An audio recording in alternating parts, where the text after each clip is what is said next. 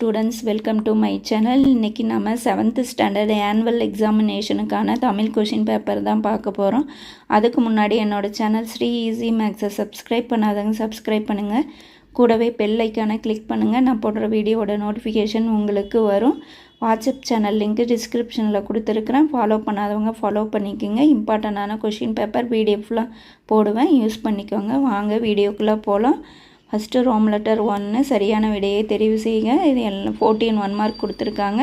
இது எல்லாமே என்னென்னா புக் பேக்கில் இருந்து தான் கொடுத்துருக்காங்க. ஸோ நீங்கள் ஈஸியாக 14 மார்க்ஸ் வாங்கிடலாம். அடுத்தது ரோம லெட்டர் 2 எவையேனும் 5 வினாக்களுக்கு விடையில்லை. ஸோ 2 மார்க்கு ஏதாவது 5 2 மார்க் எழுதுனீங்கன்னா போதும், ஈஸியாக 10 மார்க்ஸ் ஸ்கோர் பண்ணிடலாம். 15 உழவர்கள் எப்போது நண்டு பிடித்தனர். அடுத்தது 16 கொற்கை முத்து பற்றி எழுதுக. இதுவும் ரொம்ப ரொம்ப இம்பார்ட்டண்டான கொஷின், படிச்சுக்கோங்க. அடுத்து 17 உவமை அணைக்கும் எடுத்துக்காட்டு உவமை அணைக்கும் உள்ள வேறுபாடு யாது. ஸோ இலக்கணத்துலேருந்து கேட்டிருக்காங்க. ஸோ ஈஸியாக 2 மார்க்ஸ் வாங்கிடலாம். 18 பொருள் ஈட்டுவதை விடவும் பெரிய செயல் எது. 19 ஒரு செயலை செய்ய எவற்றையெல்லாம் ஆராய வேண்டும். 20 வாழ்க்கை மலச்சோலையாக மாற என்ன செய்ய வேண்டும். 21 விடுதலை போராட்டத்தில் காகிதம் இல்லத்தவர்களின் பங்கு பற்றி எழுதுக. ரொம்ப ரொம்ப இம்பார்ட்டண்டான கொஷின், படிச்சுக்கோங்க. 22 இரட்டை கிளவி என்பது யாது, சான்று தருக. இந்த கொஷினும் ரொம்ப ரொம்ப இம்பார்ட்டன்ட். ஸோ ஈஸியாக 2 மார்க்ஸ் வாங்கிடலாம்.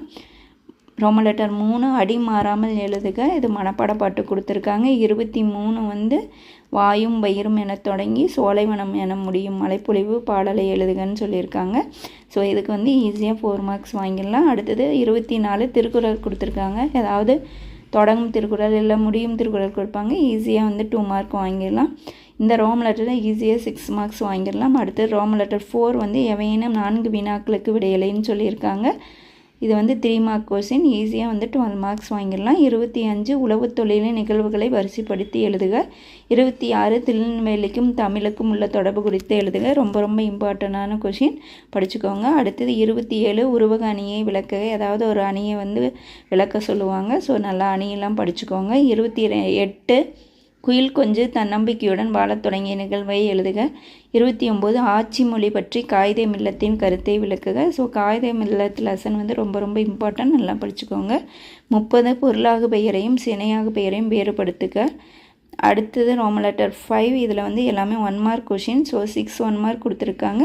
ஸோ ஈஸியாக வாங்கிடலாம். 31 பொருள் தருக. ஸோ இதுவும் ஒவ்வொரு லெசன்லேயும் இருக்கிறதா. ஸோ நல்லா படிச்சுக்கோங்க. அடுத்து 32 கலைச்சொல்கள் தருக. ஏதாவது 2 கொடுத்துருப்பாங்க, எல்லாமே புக் பேக்கில் இருக்கிறதா.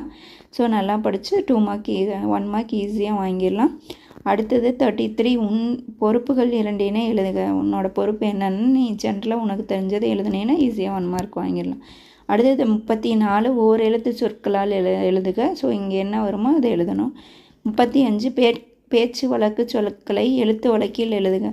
ஸோ வளருதுங்கிறது பேச்சு வழக்கு, அதுக்கு என்ன எழுத்து சொல்லோ அது கரெக்டான எழுத்து சொல் எழுதணும். 36 கொடுக்கப்பட்ட ஊரின் பெயரிலிருந்து புதிய சொற்கள் 2 உருவாக்குக. ஸோ இதுலேருந்து 2 செங்கல்பட்டுன்னு கொடுத்துருக்காங்க. இது செங்கல்ங்கிறது ஒரு வேர்டு, பட்டுங்கிறது ஒரு வேர்டு, அவ்வளோதான் 2 வேர்டு. ஈஸியாக கொடுத்துருக்கிறதுலேருந்து நம்ம 2 வேர்டு ஆக்கி ஈஸியாக 1 மார்க் வாங்கிடலாம். அடுத்தது ரோம் லெட்டர் 6 பின்வரும் வினாக்களுக்கு ஒரு பக்க அளவில் விடையளிக்கவும். இது 6 மார்க் கொஷின். ஏதாவது 2 எழுதுனீங்கன்னா போதும். ஆப்ஷன்ஸ் கொடுத்துருக்காங்க. ஸோ ஈஸியாக 12 மார்க்ஸ் வாங்கிடலாம். 37 உண்மை ஒளி படக்கதையை சுருக்கி எழுத சொல்லியிருக்காங்க. அல்லது பயணம், ரெண்டுமே கதை பகுதி தான். ஸோ ஈஸியாக ஏதாவது ஒன்று எழுதி 6 மார்க் வாங்கிடலாம். அடுத்து 38 உங்கள் ஊரில் நடைபெறும் திருவிழாவை காண வருமாறு நண்பனுக்கு கடிதம் எழுதுக.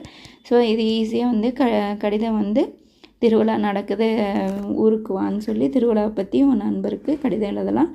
அல்லது ஒற்றுமை உயர்வு கற்று எழுதுக. அவங்களே சப் ஹெட்டிங் கொடுத்துருக்காங்க. ஸோ அந்த ஹெட்டிங்லாம் போட்டு நீங்கள் ஈஸியாக 6 மார்க் வாங்கிடலாம். ரொம்ப ரொம்ப ஈஸியான கொஷின் பேப்பர். இதில் இருக்கிறது ரொம்ப ரொம்ப இம்பார்ட்டண்டான கொஷின்ஸ். ஸோ திரும்ப கேட்கக்கூடிய கொஷின்ஸ், நல்லா படிச்சுக்கோங்க. நல்லா மார்க் ஸ்கோர் பண்ணுங்கள். விளையாட்டாக இருக்காதீங்க. இன்றைக்கி ஒரு நாள் தான் இருக்குது. ஸோ திருப்பி ரிவிஷன் பண்ணுங்கள். எழுதி முடிச்சுட்டு ஸ்பெல்லிங் மிஸ்டேக்லாம் இருக்கான்னு செக் பண்ணுங்கள். ஸோ நல்லா மார்க் ஸ்கோர் பண்ணுங்கள். All the best students. Thank you.